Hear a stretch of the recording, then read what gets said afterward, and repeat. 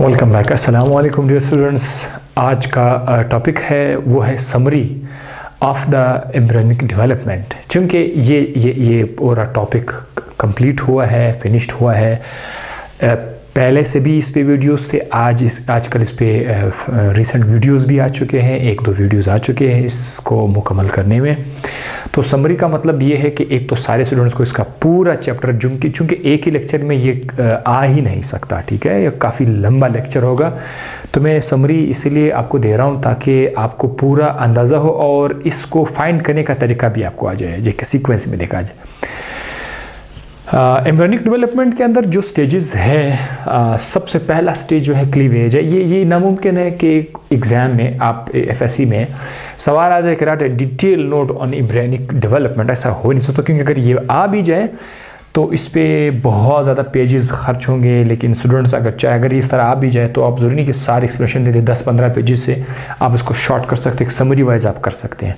अक्सर क्या होगा कि लॉन्ग क्वेश्चन अगर आएगा तो बोले क्लीवेज से एक लॉन्ग क्वेश्चन आ सकता है कि भाई व्हाट इज़ क्लीवेज, इसकी टाइप्स क्या है।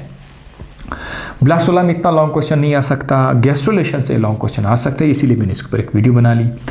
अब देखिए, अगर आप चाहते हैं कि मैं पूरा ये टॉपिक पूरा सीख लूँ यूट्यूब पर, तो आप ज़रा देखिए, आपका इसका पहला स्टेप जो है वो क्लीवेज। अब क्लीवेज के क्या है, इसके टाइप्स जैसे कि radial cleavage, neuroblastic cleavage, holoblastic cleavage. इसका एक टॉपिक इसका फर्स्ट ईयर के चैप्टर किंगडम एनिमलिया में है, इसका क्लीवेज टाइप्स, ठीक है। और इसी क्लीवेज पे कुछ बातें जो है वो डेवलपमेंट के चैप्टर में भी है। क्लीवेज पर बहुत सारा उसमें मटेरियल मैंने अपलोड किया हुआ है, टाइप्स बड़े खूबसूरत अंदाज से, वट एवर केसेस क्लीवेज सारे इसमें मौजूद है। आप सिर्फ सर्च करें क्लीवेज बाय डॉक्टर हादी, आपके पास आ जाएगा। दूसरे स्टेज पर क्या है, मोरोला। अच्छा, ये मैं इधर लिख लेता हूँ, मोरोला। ये इतना ज़्यादा तफसील वाला है ही नहीं, इस पे ज़्यादा से ज़्यादा 5-6 लाइनें हैं, आप एक छोटा सा डायग्राम आएगा, तो वो इसके लिए अलग वीडियो मैंने नहीं बनाई है। अक्सर मैंने क्या किया हुआ है, इसको और इसको मैंने एक ही वीडियो में रखा हुआ है। तो मोरोला, ब्लास्टोला, गैस्ट्रोला, इसको एक ही वीडियो में मैंने रिकॉर्ड किया हुआ है। इसके लिए आप क्या कर सकते हैं, आप गैस्ट्रोलेशन टाइप कर लें, यूट्यूब में गैस्ट्रोलेशन टाइप कर लें। गैस्ट्रोलेशन को एक्सप्लेन करने के लिए मैंने ब्लास्टोला और मोरोला दोनों एक्सप्लेन किया हुआ है। या फिर डेवलपमेंट इन चिक के नाम से जो मेरा ओल्ड वीडियो है, उसमें भी ये गैस्ट्रोलेशन, ब्लास्टोलेशन और मोरोला जो है ये मौजूद है। ब्लास्टोला या ब्लास्टोलेशन, ब्लास्टोला तो उस स्ट्रक्चर का नाम है और उस प्रोसेस को ब्लास्टोलेशन कहते हैं। गैस्ट्रोला उस स्ट्रक्चर का नाम है, गैस्ट्रोलेशन प्रोसेस का नाम है। इस पे भी आपको बिल्कुल ये तीनों जो है आपको एक साथ मिलेंगे। हत्ता कि इसमें आपको इस गैस्ट्रोलेशन के वीडियो में आपको क्लीवेज भी मिलेगा, ठीक है, कुछ आइडिया आपको क्लीवेज का भी मिलेगा। मैंने कोशिश की भी कि एक वीडियो में मैं कुछ चीज़ें रिपीट करके दोहरा दूँ। और न्यूरोलेशन जो है, जो कि लास्ट टॉपिक है, न्यूरोलेशन पे भी एक अलग सा वीडियो मौजूद है, अलग सा वीडियो, बिल्कुल आप जस्ट न्यूरोलेशन आप टाइप कर लीजिए, वो आ जाएगा। अब फेडरल बोर्ड के बुक में मैंने देखा कि वहाँ पर गैस्ट्रोलेशन के बाद ये आ जाता है ऑर्गेनोजेनेसिस। ऑर्गेनोजेनेसिस के अंदर उन्होंने न्यूरोलेशन को ऐड किया है, तो कोई बात नहीं, बिल्कुल सही है।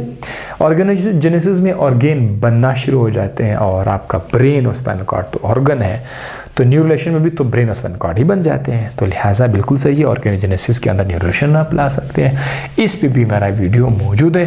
तो ये पूरी की पूरी समरी जो है, इसका मकसद ये है कि यूट्यूब में अगर आप ये पूरा का पूरा चैप्टर लेना चाहते हैं, अभी आप यूट्यूब पे सर्च करना शुरू करें, पहले आप क्लीवेज पढ़ लें, देख लें मेरा वीडियो, उसके बाद आप गैस्ट्रोला टाइप करें, ये तीनों खुद ब खुद आ जाएंगे। उसके बाद आप न्यूरोलेशन टाइप करिए, भी आ जाएगा। साथ साथ आप नोट्स लिखते जाए। डायग्राम का इसमें बहुत बड़ा किरदार है, अगर आपका डायग्राम नहीं है तो वो समझें किसने नकल किया हुआ है, ठीक है। तो डायग्राम लाजमी है, डायग्राम किसी न किसी तरीके से आप ज़रूर सीख लीजिएगा। तो इस तरह से ये समरी भी हो गई, 5 मिनट की समरी भी हो गई। आपसे मुलाकात होगी नेक्स्ट वीडियो में, तब तक के लिए अपना ख्याल रखिएगा।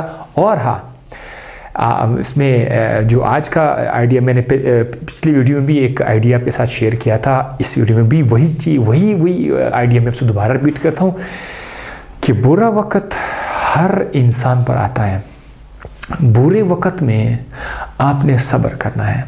चाहे आप किसी भी कबीले से हों, किसी भी ज़ात से ताल्लुक़ रखता हूँ, आपके ऊपर बुरा वक्त ज़रूर आएगा। बुरा वक्त जब आएगा तो आपने डरना नहीं है, अपने भागना नहीं है। अगर आपने सोच समझ के चीज़ें सेट की हुई है, आप सोच के साथ काम कर रहे हैं, प्लान कर रहे हैं कि यार अब ये नहीं होगा। अक्सर हम लोग जो है ना प्रॉपर तरीके से अपना चाल चलन, अपने ज़बान, अपने हाथ, इसको इस तरह इस्तेमाल करते हैं कि ज़रूरत ही नहीं होती कि किसी शख्स का आपके साथ पंगा हो जाए या कोई प्रॉब्लम आपके ऊपर आ जाए। लेकिन इस ज़हानत, मनसूबाबंदी, प्लान के बावजूद भी अगर आपके लाइफ में कोई बुरा वक्त आ जाए, किसी से धोखा हुआ, कोई बेवफाई हुई, या कोई माली मसला हुआ, मुश्किलात में पैसे नहीं है, या टेस्ट में फ़ेल हुआ, या ज़िंदगी कोई चीज़ मिल नहीं गया, या कोई भी मसला आ जाए आपके ऊपर, कोई भी परेशानी आ जाए ना, बस उसमें अपने इंतज़ार करें। जैसे इंतज़ार के लिए वो वक्त गुजर जाएगा। और जब भी वक्त गुजरता है ना तो वो बुरा वक्त आपको कोई बहुत बड़ी चीज़ आपको सिखाएगा। अपना पर्सनल लाइफ के तजर्बे मैं आपके साथ शेयर करता हूँ कि आपके ऊपर जब भी इस तरह का वक्त आए, आपने सोचना है कि यार कुछ मुझे सीखने वाला है, कुछ मुझे मिलने वाला है, ठीक है। तो इसमें भागना नहीं है, सोच समझ के साथ पहले एहतियात करें, अपने ज़बान को अच्छे अंदाज से यूज़ करें, अपने माइंड को पॉजिटिव अंदाज से यूज़ करें। आपको मसले बहुत कम मिलेंगे, लेकिन उसके बावजूद भी अगर मिल जाएंगे तो खालिक जिसने आपको बनाया हुआ है वो अपनी तरफ से आपके ऊपर ये ला रहे हैं। हर शख्स पर इस तरह के हालात आए तो आपके ऊपर भी आएंगे, आपको बहुत कुछ सिखाएंगे। इससे आपने डरना नहीं है, ठीक है, मुकाबला करना है। तो अल्लाह हाफिज़, दुआ में याद रखिएगा।